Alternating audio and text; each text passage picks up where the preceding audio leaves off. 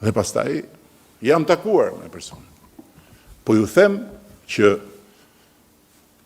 mua personalisht më ka ardhur turp. Mua. Kur ka menduar që sot unë jam kryeministër dhe ndjehemi pafuqishëm, ka shi një rasti, ka shi një personi që më ka kujtuar veten time. Unë pak për një prapë se ai se nuk u shokova psikologjikisht, kur më morën atëre dhe më quan tute në shtymketa qasha, ty. Te braka, po, se ju të represionit i dini këto pikat. Edhe, jo po këtu, jo po aty, jo po familja, jo po nderi, jo po...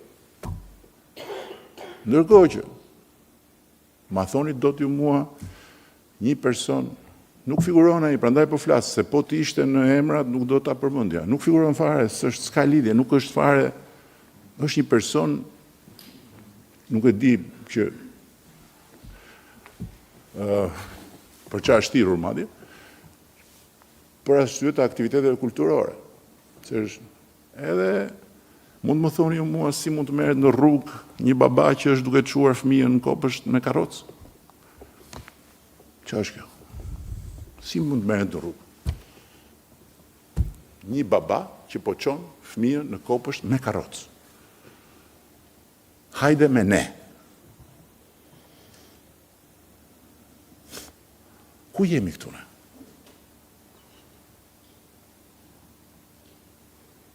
I vetmi lajm ngushëllues është që pavarësia është e plotë.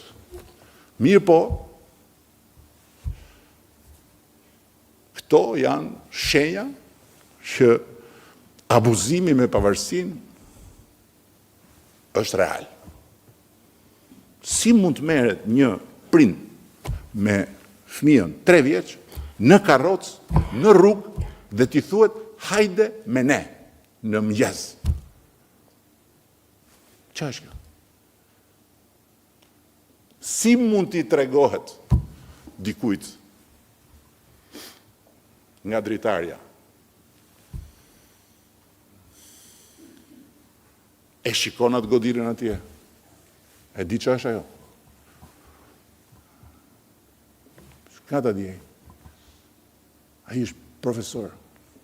Ai është njeri i artit. Ai është njeri që ka nderuar Shqipërinë. Nga ta di ai. Është burgu ai.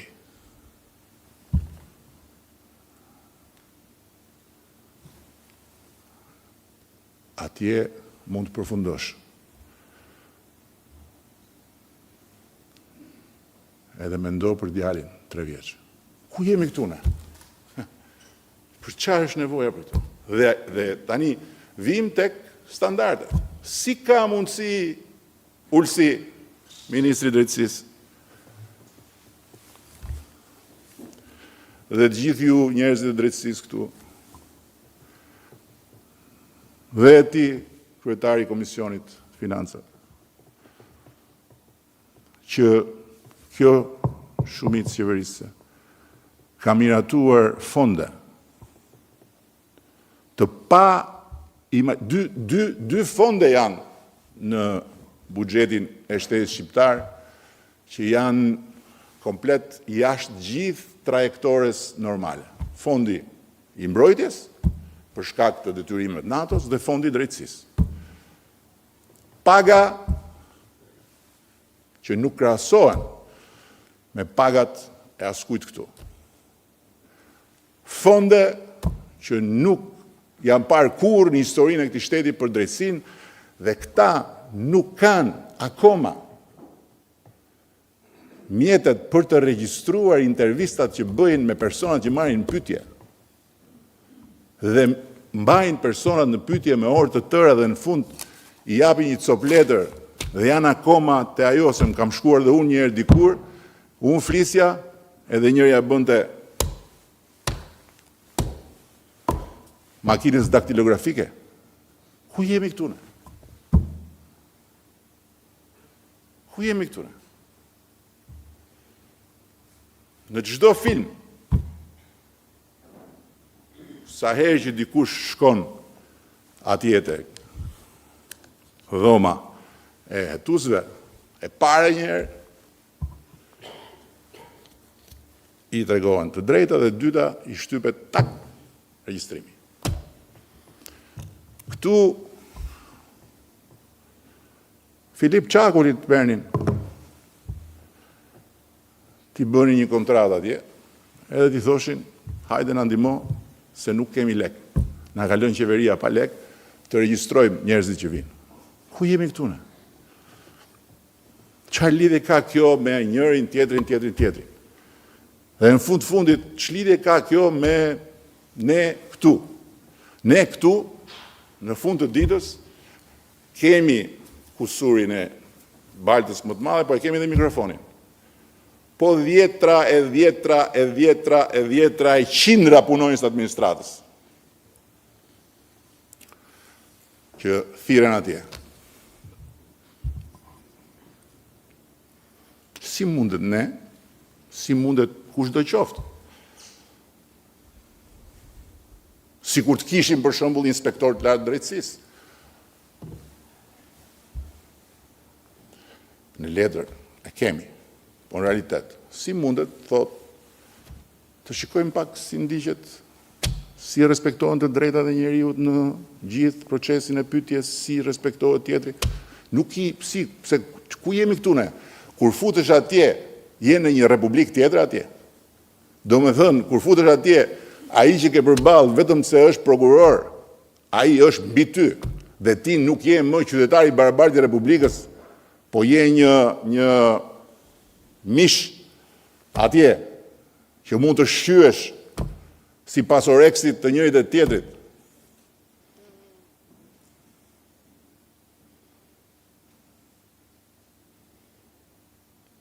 Ka 2 vjet, i kam thënë ministrit të drejtësisë, është mundësia që siç po bëjmë revolucion digital me shërbimet, siç po bëjmë revolucion me procesin e integrimit, ku kemi futur inteligjencën artificiale, dhe po funksionon, siç po bëjmë revolucion me pastrimin e gjithë mbi vendosjeve në ligj, ku Ministria e Drejtësisë, ministri atje, bashkë me Akshin, kanë vënë në funksionim një model që shikon mbi vendosjet e ligjeve, i kam thënë, propozoi prokurorisë speciale, inteligjencën artificiale në të gjitha proceset. Dhe jo vetëm për të bërë këtë që është elementare, që s'ka nevojë për inteligjencën artificiale, që njeriu kur shkon atje të regjistrohet, të zbardhet gjithçka që thotë. Jo flet me orë tëra dhe në fund i japin një copë letër i thon firmon se këtu. Edhe të gjitha këto historitë e tjera pastaj mund dalin dhe thonë jo nuk janë të vërteta. Se nuk ka gjurmë, si në kohën e sigurimit të shtetit.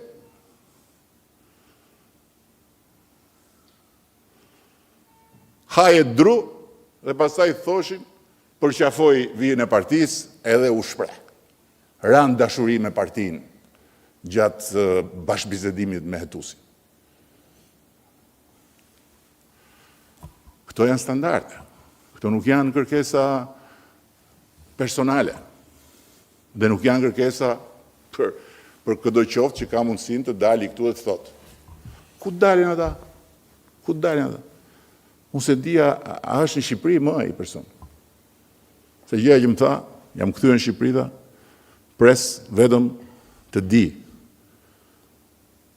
Do e kem emrin në gjyq apo jo? Dhe tiki. Prap.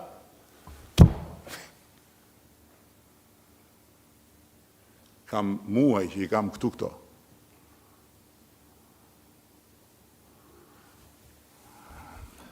Ne duam luftë kundër korrupsionit. Kemi ngritur një prokurori speciale për të luftuar korrupsionin.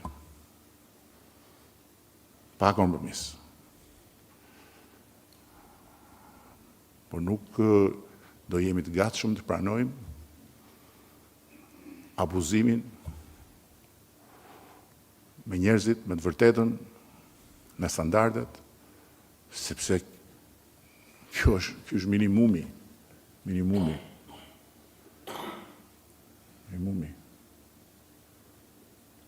Për ndryshe, kthehemi mbrapa. Dhe kur kanë folur për Republikë Prokurorësh, këtë kam pas parasysh. Dhe këto janë shenja tani më të qarta që duhen frenuar tani në bashkëpunim dhe me pozicion konstruktiv. Patjetër. Me pozicion konstruktiv. Unë nuk merrem me qytetarin digjital. Ju e dini shumë mirë. Po unë nuk mund mos e lexoj sot. Tani, një mesazh që më erdhi mbrëm. Dhe nuk është qytetar digjital, është njeri me emër dhe me mbiemër se e verifikova. Ju dëgjova me vëmendje në këtë diskutimin nga dje sot dhe si vim. Unë jam një dashamirës brenda vathës ku një i quajtur XY, nuk po ja them emrin, merr urdhra nga një i quajtur YX, nuk po ja them emrin. Janë emra konkret. Por ka diçka tjetër që ju nuk e thatë. E bët pyetjen pse tani dhe jo më parë. Pse 2 javë, 1 muaj, më parë për shumë. Për shë. Sepse pikërisht tani ishte i gatshëm i njëjti gjyqtar. I angazhuar në të gjitha çështjet e veçanta me target njerëzit tuaj. Gjyqtarët njësoj si dhe prokurorët, krahas shorteve elektronike për menaxhimin e punës, organizohen edhe në javë dhe ditë gatishmërie për kërkesa të ngutshme dhe ngjarje të cilat kanë nevojë të trajtohen përmes disa veprimeve të menjëhershme. Natyrisht kjo është për e ngutshme dhe e menjëhershme, është për ngjarjet alarmante, besoj unë, që janë ngjarje ndodhi tani, krimi urgjent, duhet ta marrim ta bëjmë, apo jo? Jo Nesti. Nesti ishte aty që në shkurtin e kaluar. Qartazi është selektuar gjyqtari në këtë rast dhe ju informoj se gjyqtarët e tjerë nuk kanë pranuar që t'i rrinte të njëjtës kërkesë për arrest, sepse gjyqtari mund vetëm të zbusë masën e kërkuar nga prokurori, jo ta shpërsojë. Por, edhe pse ju ligjin e keni bërë për një garanci më shumë, në fakt, keni garantuar vetëm atë 100% e vulosjeve të kërkesave të prokurorisë. Ky gjyqtar e ka nisur karrierën si koleg zyre me këtë emrin nuk po e them se e keni në parlament këta. Kur ishte në Ministri të Drejtësisë dhe kur ministër ishte Eduard Halimi s'ka problem se është njëri i lirë, pastaj përfundoi në GKK.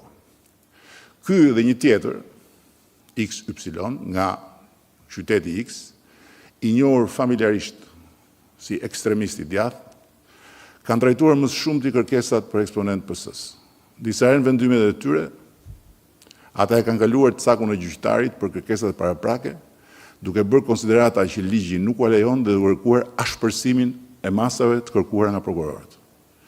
Për shembull, të hetohet edhe për këtë vepër, të hetohet edhe ky, ose do ishte mirë të kërkojë kjo masë nga prokuroria. I tillë është dhe rasti X, nuk po e përmend,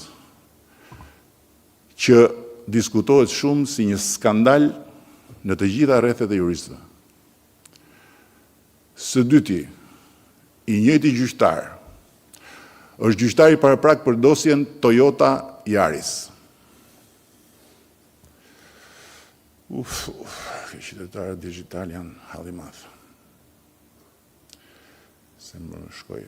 Vetëm një fakt, ka urdhëruar ndalim publikim të vendimit të tij, gjë që nuk e bën, po përkundrazi, bën të kundërtën, për rastet kur duhet të përbalten njerëzit e Partisë Socialiste, për shkak se aty përmenden shumë kolegë të tyre. Por ama, ditën një, vendimin e pati në dorë prap njëri që e keni në parlament, dhe tani e ka, këti ja them bufi i knetës, ka shkruar kështu këtu, që ja u lexon shqiptarëve komunikime nga encrociati në parlament.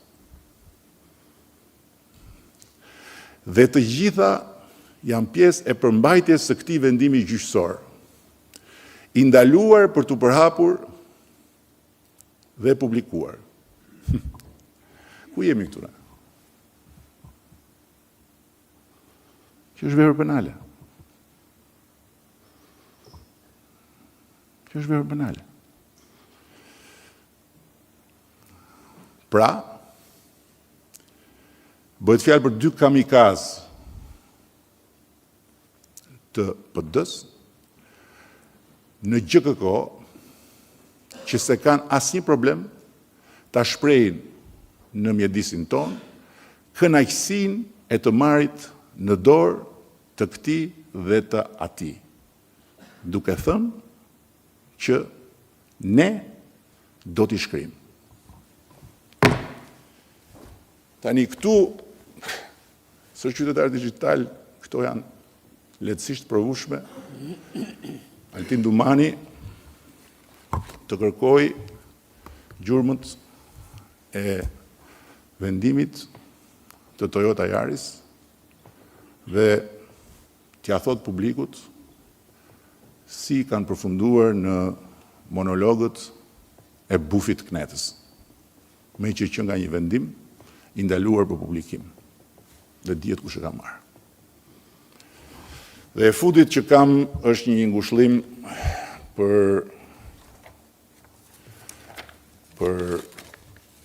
veten time dhe për ju bashkë me mua, që i kemi hyrë detit në këmbë, dhe që është mirë ta ndaj me ju, sepse i kemi hyrë detit në këmbë kur kemi vendosur të bëjmë një kthes që tjerët mbase kanë qenë më të zgjuar se ne, që nga viti 1912 nuk e kanë marrë përsipër, kanë pas arsyet e tyre në vend i vogël, me shumë lidhje, me shumë komshi, me shumë kushëri, me shumë interesa. Ne e kemi marrë përsipër. Të pavarësojmë pushtetin drejtësisë nga pushteti politik. Kemi marrë përsipër që të jemi pushtet, edhe brinjët t'ja lëmë dispozicion drejtësisë. Nuk kam asnjë pishman për këtë. E vetmja pyetje që kam, pikpyetje që kam është, a do t'ja dalim që ta bëjnë pakthyeshme reformën drejtësi? A do t'ja dalim që institucionet e drejtësisë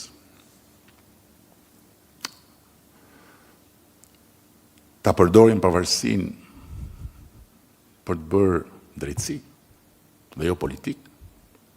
Dhe kur them politik, tu nuk është çështje me njërin apo me tjetrin. Të paktën në rastin e Spakut, është e padiskutueshme që së çështja me njërin apo me tjetrin. Kur them politik është me që njërin po e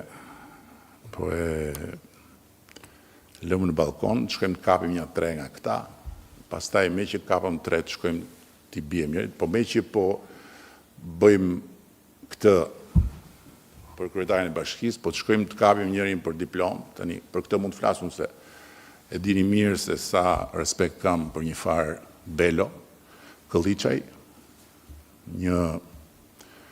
një popull kot, po tani të përfundoj njeriu në dyert e Spakut për diplomën. Jo e ke falco, jo e ke përqashkë. Për të thënë që shiko, ne po bijem këti, po shkojmë të marrim dhe këtë, se ky është ai hija që konkurrojë. Kjo është në këtë kuptim politik. Pra, ndiq mediat kompleksohu edhe bëj balet. Ndërsa në rastin e GKK-s, ky është i rast që duhet parë. Sa është ora? 9:48. Nuk e di është zgjuar inspektori i lartë i drejtësisë, po mbase zgjohet edhe më dëgjon. Është shumë e rëndë kjo. Shumë e rëndë.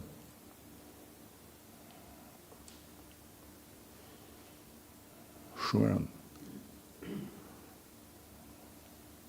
E mos bëjnë gabim në vinë kërkojnë telefonin tim. Se i bodin kanë mbledhë gjithë telefonat e Shqipërisë aty. Shkojnë të merren me faktet.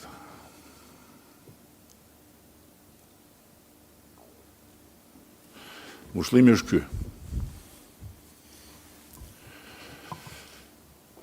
Në vazhdën e indeksit të perceptimit të korrupsionit, Shqipëria dje, siç e thash, po nuk intereson njeriu, doli në Transparency International në pozicionin më të mirë që ka qenë ndonjëherë.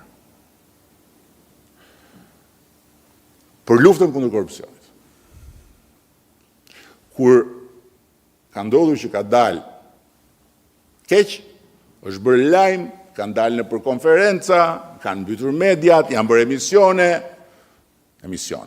Janë bërë zhurma në ato udhkryqet e mbrëmjes, për këtë zdia doli gjykundi, po faktikisht Shqipëria është e para në rajon nga raporti i Sigmës i Komisionit Evropian për prokurimet publike. E para, me distancë nga i dyti. Jemi 80 pikë, i dyti 71, tjerët janë nga 50, nga 20, ata që mbahen si më transparente dhe më të pakorruptuar. Po pse këto ndërkohë nuk bëjnë, ja, ku e kam këtu. Duhem pasur parasysh disa fjali në lidhje me ato që quhet paradoksi i progresit. Në kuadër të perceptimit të luftës kundër korrupsionit, arritjet në luftën kundër korrupsionit, në shumë raste, në vend që të ndërtojnë besim, çojnë në cinizëm. Hapja dhe ekspozimi ndaj kontrollit dhe dukshmërisë bëjnë që korrupsioni të duket edhe më i përhapur dhe kur shkalla aktuale e rasteve të tij është në rënje. Vendet e Europës lindore, gjatë dhe pas antarësimit në BE, pësuan një rritje në perceptimin e korrupsionit, edhe pse bën reforma institucionale, edhe pse agjencitë antikorrupsion ekspozuan rrjetet e rrënjosura. Një studim i Bauer and Grimes i vitit 2014 zbuloi se mbulimit mediatik të skandaleve të korrupsionit i bashkëngjitet një perceptim publik më i lartë për korrupsionin. Kjo do të thotë që përpjekjet e suksesshme antikorrupsion nuk përmirësojnë ndjenjat publike. Në vend të kësaj, ato shpesh zbulojnë të vërteta të pakëndshme që kanë të bëjnë me pjekurin demokratike. Ky është telegrami që kam për ju sot i ngushëllimit, por unë dhe ju, ne, Partia Socialiste, nuk tërhiqemi në të gjitha rastet. Me çfarë do lloj çmimi, me çfarë do lloj kosto, siç e shihni fatura është këtu, balt, qeta e hajdutve, edhe pse jemi një qeta hajdutësh që kap hajdut, ndihmon të kapen hajdut, mbështet kapin hajdutve, prap, qeta hajdutve është. Kështu që kokën lart, shtrëngoni dhëmbët, Dhe në 11 maj na duhet flak në çdo kuti votimi.